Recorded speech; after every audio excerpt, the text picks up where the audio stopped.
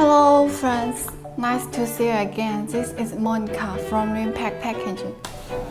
A rolling tobacco bag, also known as Mylar pouch or Mylar ziplock bag, is a specialized type of bag used for storing and preserving root tobacco.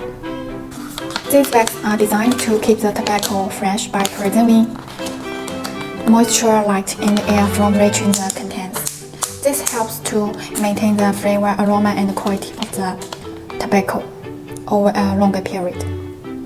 The Mylar bag features a ziplock or resealable closure that allows for easy opening and closing, ensuring that the tobacco remains securely sealed inside. When using a tobacco Mylar bag, it is recommended to squeeze out any